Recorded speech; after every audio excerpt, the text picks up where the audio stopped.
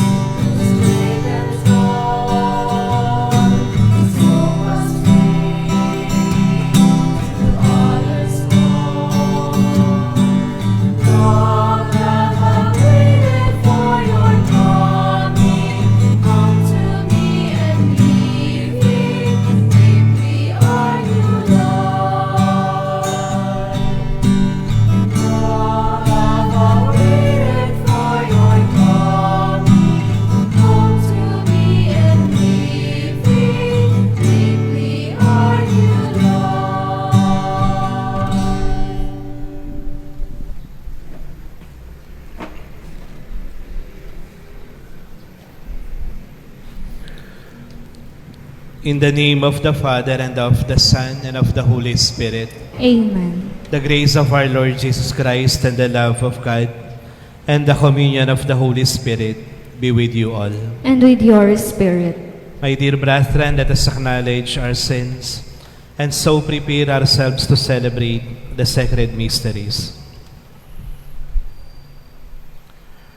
I confess to Almighty God And to you, my brothers and sisters, that I have greatly sinned, in my thoughts and in my words, in what I have done and in what I have failed to do. Through my fault, through my most grievous fault. Therefore I ask Blessed Mary, ever Virgin, all the angels and saints, and you, my brothers and sisters, to pray for me to the Lord our God. May Almighty God have mercy on us, forgive us our sins, and bring us to everlasting life. Amen.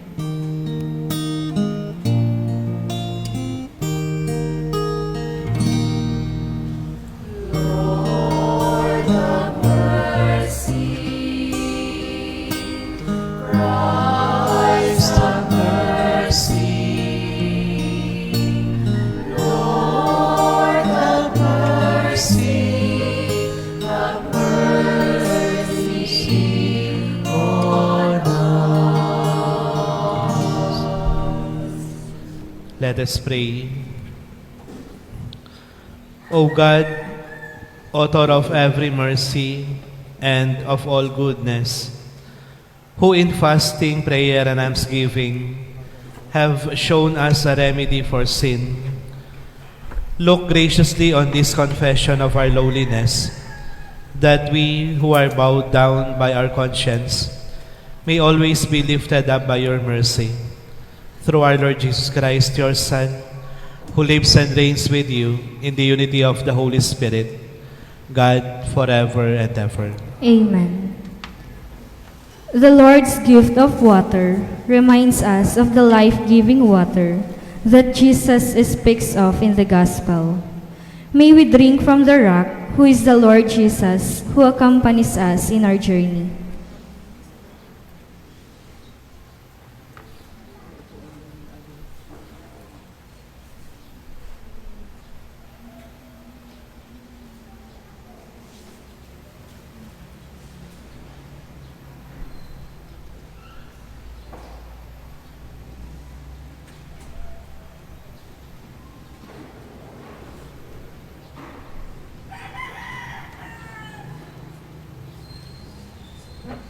A reading from the book of Exodus.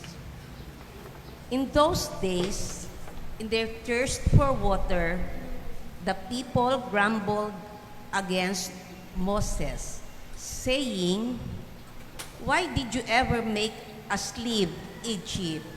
Was it just to have us die here or thirst with our children and our livestock?"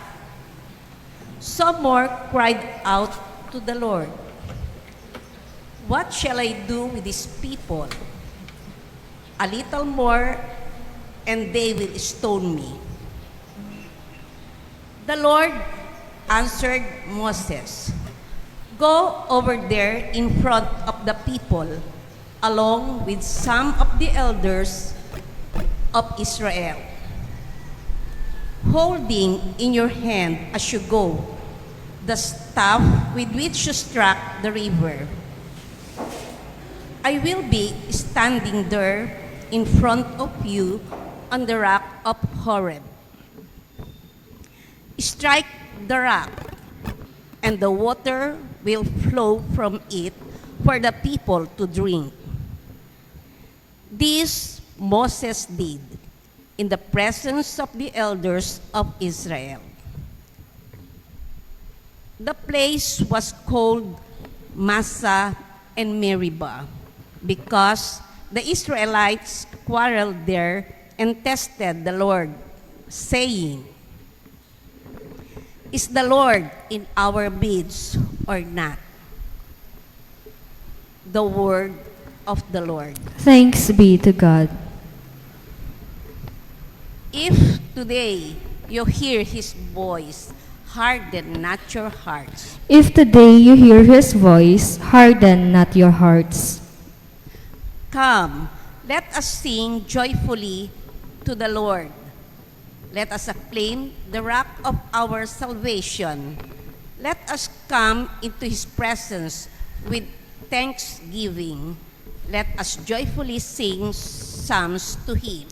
If today you hear His voice, harden not your hearts.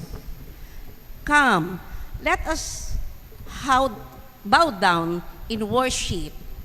Let us kneel before the Lord who made us. For He is God, and we are the people, His shepherds, the flock He guides. If today you hear His voice, harden not your hearts.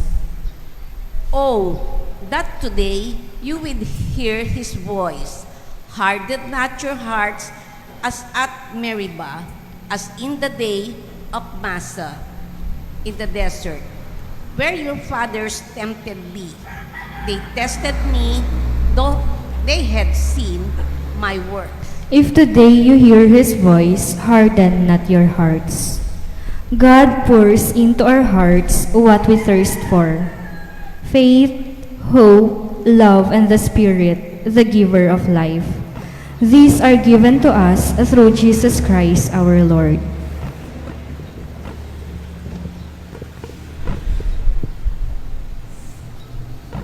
A reading from the letter of St. Paul to the Romans. Brothers and sisters, since we have been justified by faith, we have peace with God through our Lord Jesus Christ, through whom we have gained access by faith to His grace in which we stand, and we boast in hope of the glory of God. And hope does not disappoint, because the love of God has been poured out into our hearts through the Holy Spirit who has been given to us.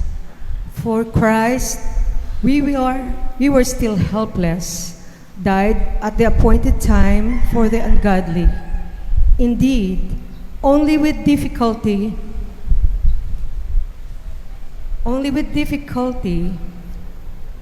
does one die for a just person, though perhaps for a good person one might even find courage to die.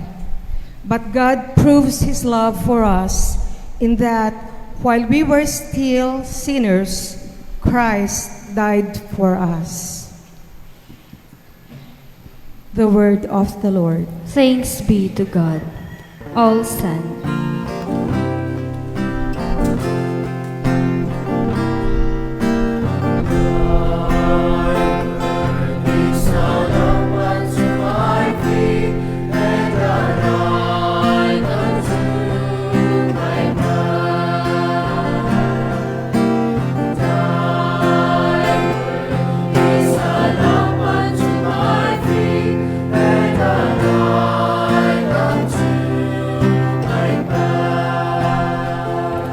Lord, you are truly the Savior of the world. Give me living water, that I may never thirst again.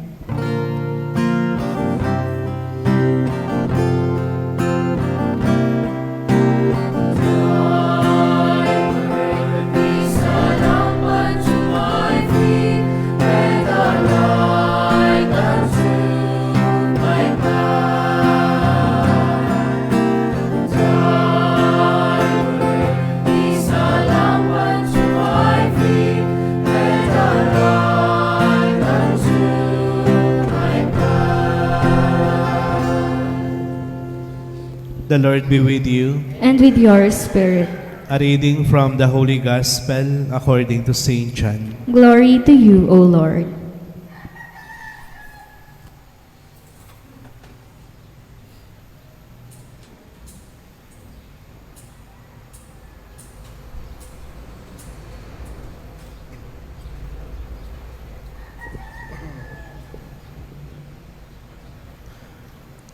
Jesus came to a town of Samaria called Sychar, near the plot of land that Jacob had given to his son Joseph.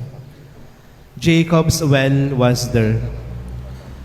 Jesus, tired from his journey, sat down there at the well. It was about noon. A woman of Samaria came to draw water. Jesus said to her, "Give me a drink." His disciples had gone into the town to buy food. The Samaritan woman said to him, "How can you, a Jew, ask me, a Samaritan woman, for a drink? For Jews use nothing in common with Samaritans." Jesus answered and said to her, "If you knew the gift of God, and who is saying to you, 'Give me a drink,' you would have asked him, and he would have given you living water." The woman said to him, "Sir, you do not even have a bucket, and a cistern is deep. Where then can you get this living water? Are you greater than our father Jacob, who gave us this cistern and drank from itself with his children and his flocks?" Jesus answered and said to her, "Everyone who drinks this water will be thirsty again. But whoever drinks the water I shall give will never thirst.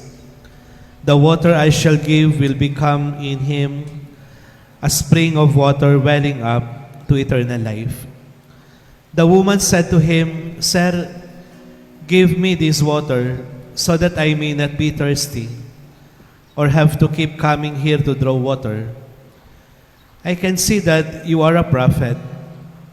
Our ancestors worship on this mountain, but you people say that the place to worship is in Jerusalem." Jesus said to her, "Believe me, woman, the hour is coming when you will worship the Father neither on this mountain nor in Jerusalem. You people worship what you do not understand. We worship what we understand, because salvation is from the Jews. But the hour is coming and is now here, when true worshippers will worship the Father in spirit and truth. And indeed, the Father seeks such people to worship Him. God is spirit, and those who worship Him must worship in spirit and truth." The woman said to him, "I know that the Messiah is coming, the one called the Christ.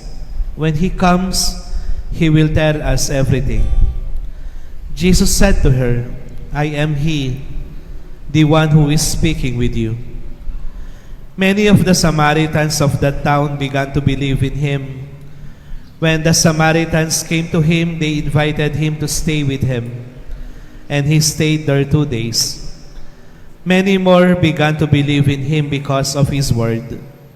And they said to the woman, "We no longer believe because of your word, for we have heard for ourselves, and we know that this is truly the Savior of the world."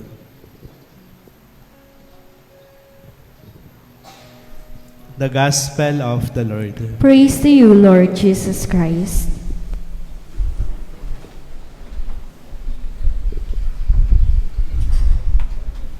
Magandang umaga po sa inyong lahat.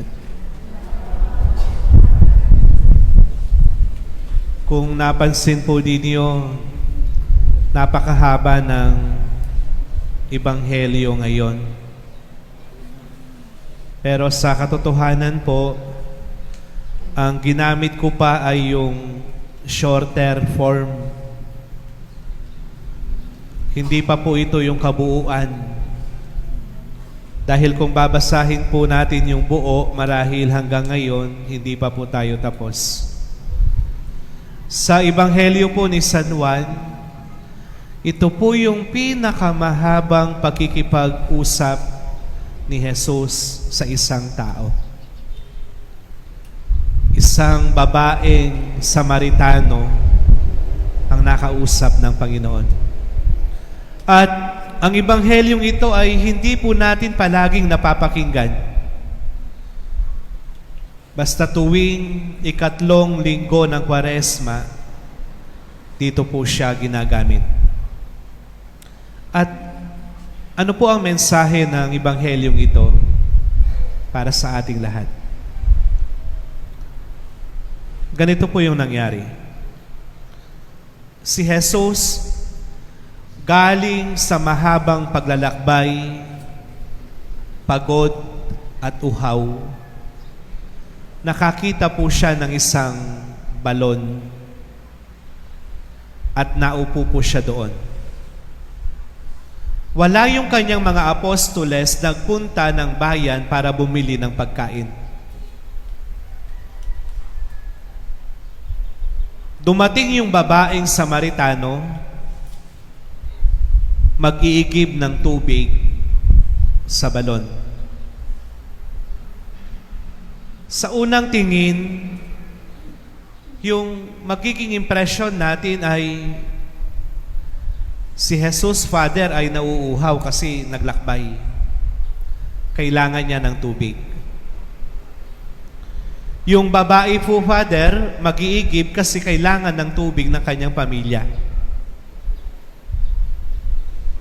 Sa unang tingin, tubig ang kailangan. Pero kung susuriin po nating maigi ang ebanghelyong ito, mas malalim pa sa tubig ang pagkauhaw ng dalawang ito. Paano? Bago po mangyari ang ebanghelyong ito, si Jesus halos kasisimula pa lang ng kanyang misyon. Pero napakarami na ang kumokontra sa kanya.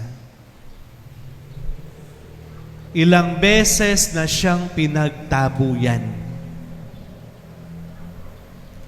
Ang kagustuhan lang niya gumawa ng mabuti sa isang lugar, pero malimit, pinagtatabuyan siya. At habang nangyari po ito, hindi pa namatay si Juan Bautista sa Ebanghelyo ni San Juan. At sigurado po ako alam ni Jesus kung ano yung magiging kapalaran ng kanyang pinsan. Ipapahuli, ikukulong, at pupugutan ng ulo.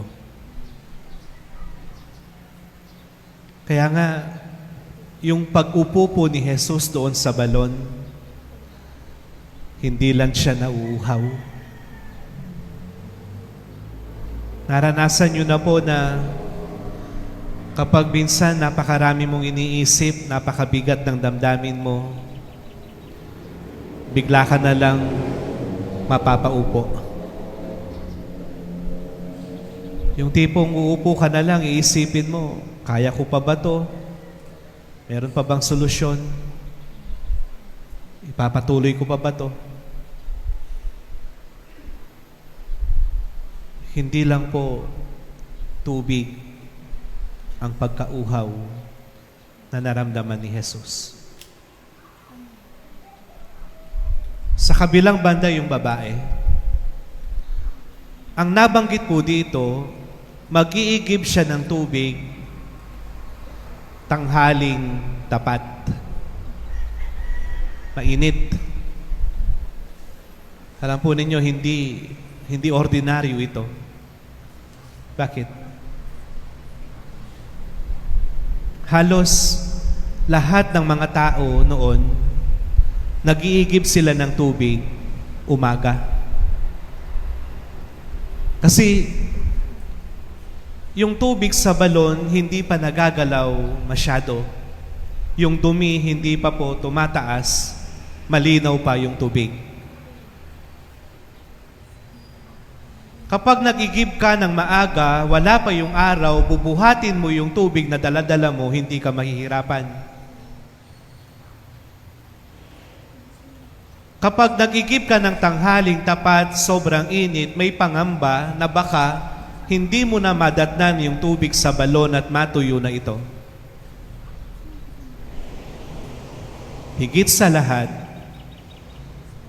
yung oras ng iyon tanghali ay oras ng pagdarasal, hindi pag-iigib ng tubig. Kaya mapapatanong ka, Father, bakit ganong oras nag-igib yung babae? Hindi na po nabanggit dito sa binasa natin, ang babaeng ito ay nanggaling na sa 5 relasyon. Nagkaroon na po siya ng 5 asawa. At yung kinakasama niya ngayon ay pang-6. Kaya pala tanghali. Iniiwasan niya yung mga tao dahil baka may sasabihin sa kanya. Pang-6, sa mga Hudyo, ang ibig sabihin ng number 6, imperfect. Kulang. Hindi buo.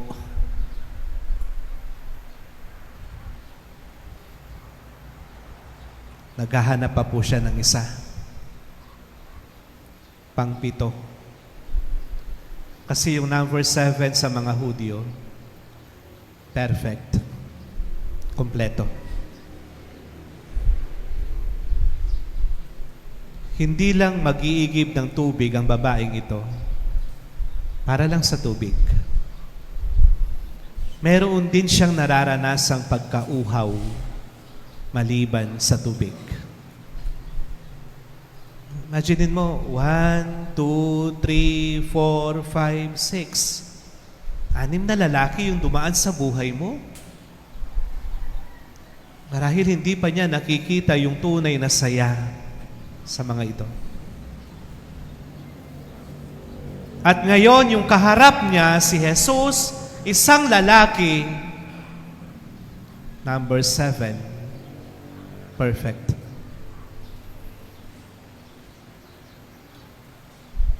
Alam nyo, nung lumaon yung pag-uusap nila, hindi na humingi ng tubig si Jesus.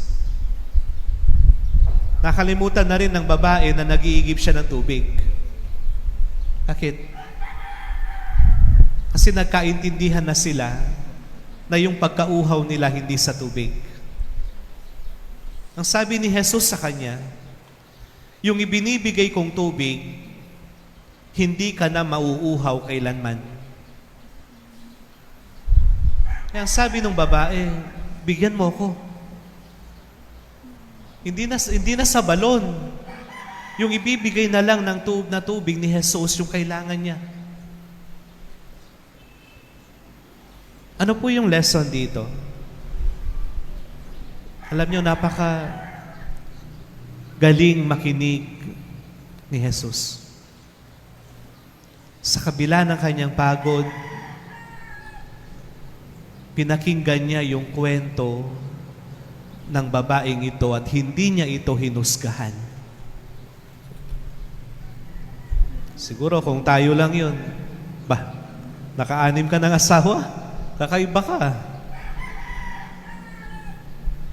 Pero si Jesus nakinig siya.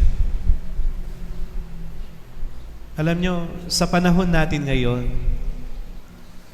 napakarami pong nauuhaw.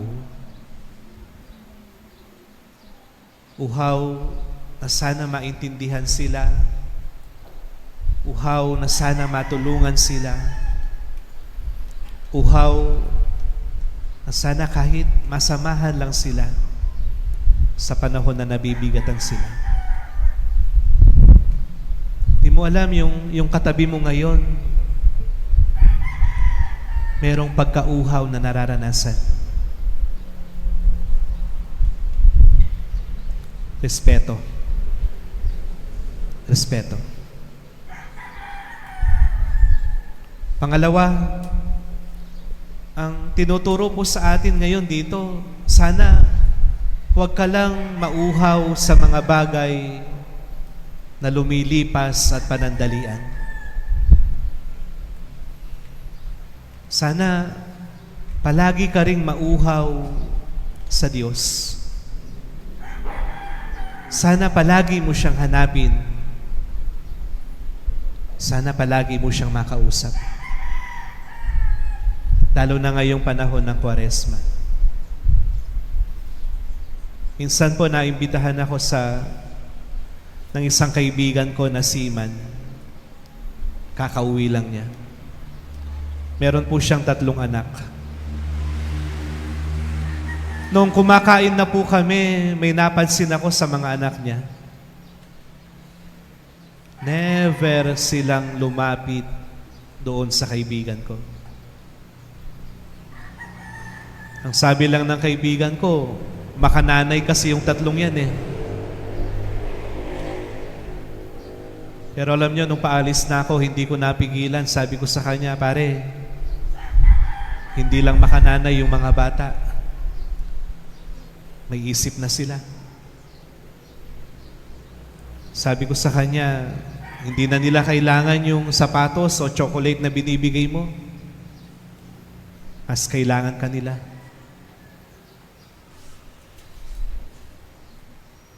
Sana mauhaw ka sa mga bagay na mabuti. Bagay na makadiyos. Lalo na po sa mga araw na ito na sa ibang bansa, napakaraming nauuhaw para sa kapayapaan. Hanggat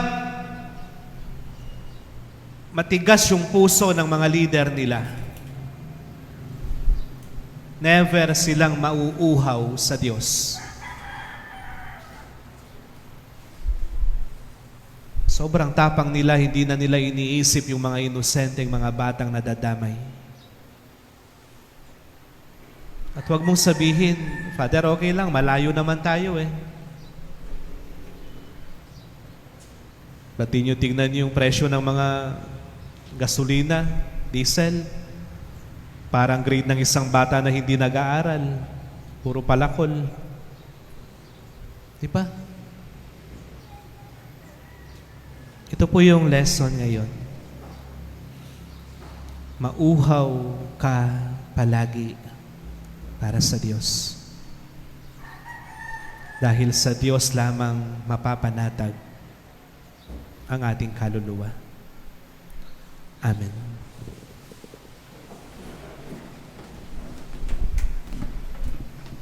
We profess our faith, I believe in God, the Father Almighty, Creator of heaven and earth, and in Jesus Christ, His only Son, our Lord, who was conceived by the Holy Spirit, born of the Virgin Mary, suffered under Pontius Pilate, was crucified, died, and was buried. He descended into hell. On the third day, He rose again from the dead. He ascended into heaven, and is seated at the right hand of God, the Father Almighty. From there, He will come to judge the living and the dead. I believe in the Holy Spirit, the Holy Catholic Church, the communion of saints, the forgiveness of sins, the resurrection of the body, and life everlasting. Amen. Brethren, the Lord is truly our Savior. Let us then ask the Father to give us the living water that we may never thirst again. As we say, Father, quench our thirst with living water. Father, quench our thirst with living water.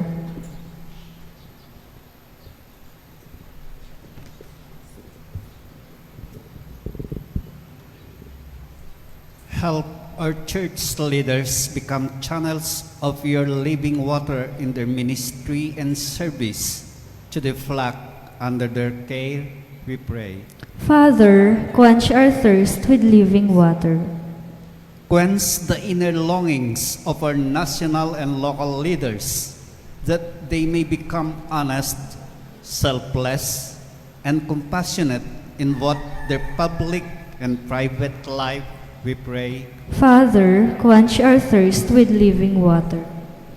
May all families draw life and love from the Holy Spirit, the source of living water, so that parents, siblings, and kin may become means of your forgiveness and reconciliation, we pray. Father, quench our thirst with living water. May those who seek happiness and fulfillment in the pleasures the world offers realize that only in your will their hearts find rest, we pray. Father, quench our thirst with living water. Give us rain to make our lands fertile and support our communities with a steady supply of water we need, especially in dry season, we pray. Father, quench our thirst with living water. Welcome our departed loved ones to eternal life, where there is no more hunger nor thirst, and Lazarus is poor no longer, we pray. Father, quench our thirst with living water. Let us pray for the urgent concerns of our community and our personal intentions. We pray. Father, quench our thirst with living water. We also pray for the following intentions: Thanksgiving Mass offered by Marilyn Tess de la Cruz and family, Cardozo and Fajardo families, Sister Joseza Magbag and family, for the gift of life of Luvim Magdangan and Bea Angela de Guzman. And lastly, we pray for the souls of Antonio Villamin, Leogarda Villamin, Wilson Santiago. Prayer for the special intention of Sister Abet Katahan and family. Let us pray to the Lord. Father, quench our thirst with living water. Quench our inner thirst, dear Father, that we may also become channels of your grace. We ask this through Christ our Lord. Amen.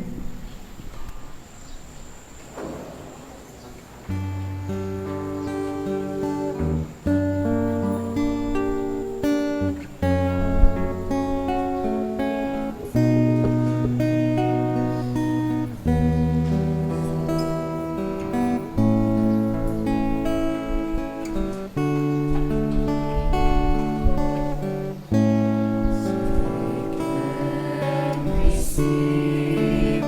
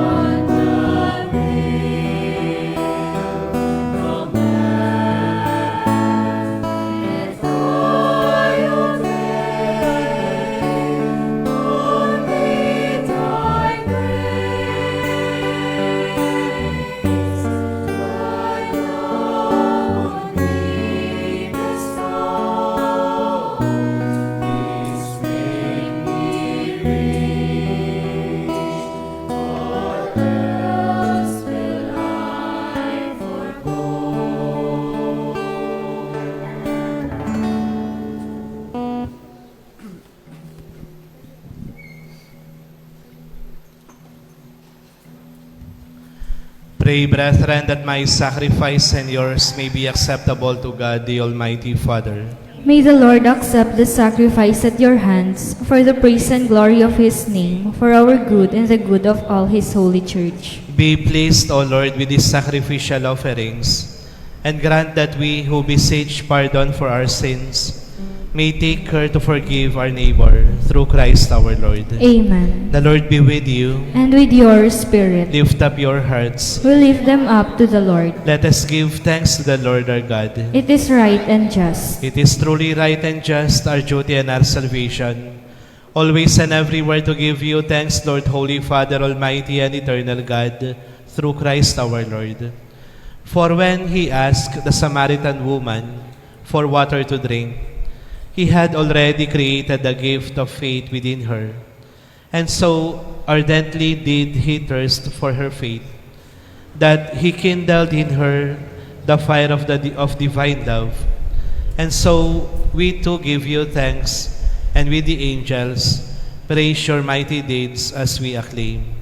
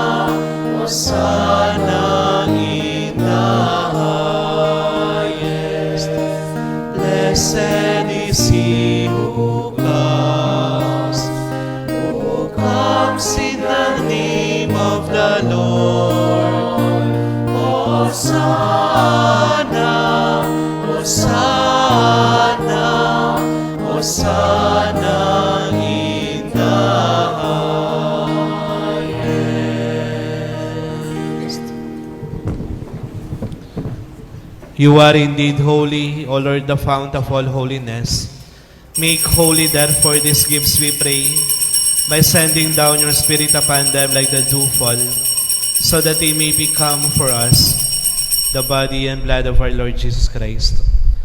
At the time he was betrayed and entered willingly into his passion, he took bread and giving thanks broke it and gave it to his disciples, saying, "Take this, all of you, and eat of it, for this is my body which will be given up for you."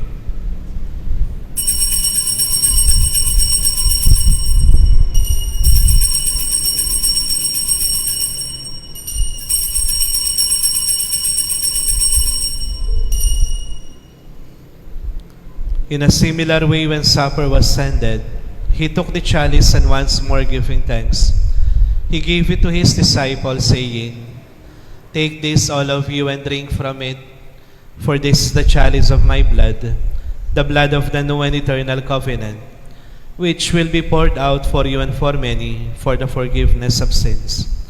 Do this in memory of me."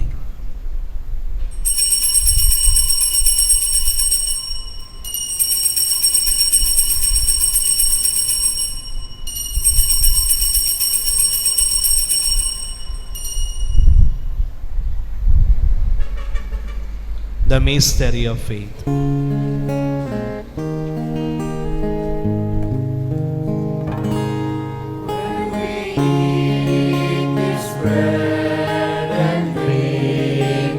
Cup, we proclaim your death, O Lord, until you come again, until you come again.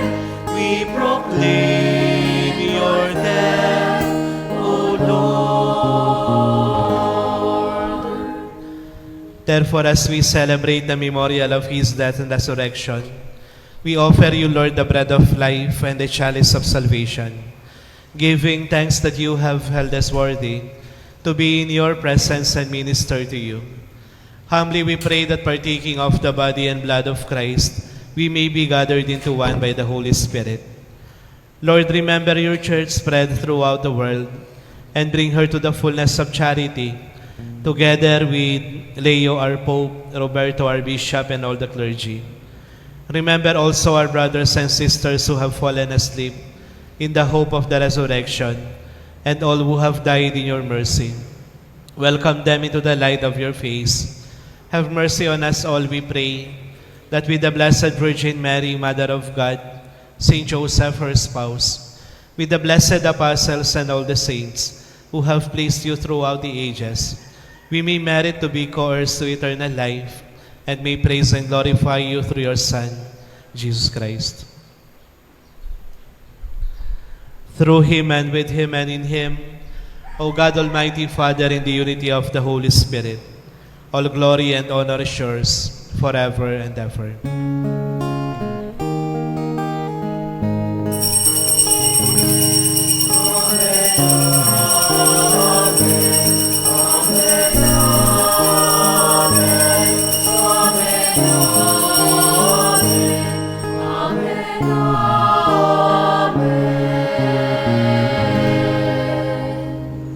At the Savior's command and formed by divine teaching, we dare to sing.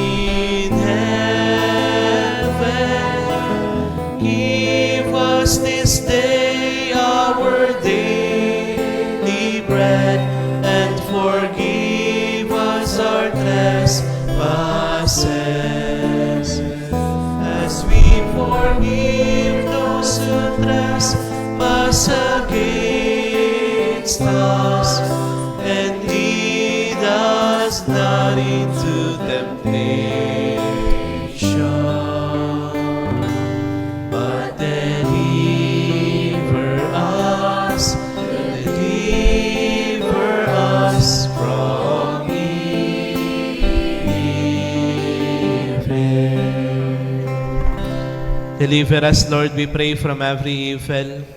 Graciously grant peace in our days, that by the help of your mercy, we may be always free from sin and safe from all distress, as we await the blessed hope and the coming of our Savior, Jesus Christ. For the kingdom, the power, and the glory are yours, now and forever. Lord Jesus Christ, who said to your apostles, "Peace I leave you, my peace I give you," look not on our sins, but on the faith of your church, and graciously grant her peace and unity in accordance with your will, who live and reign forever and ever.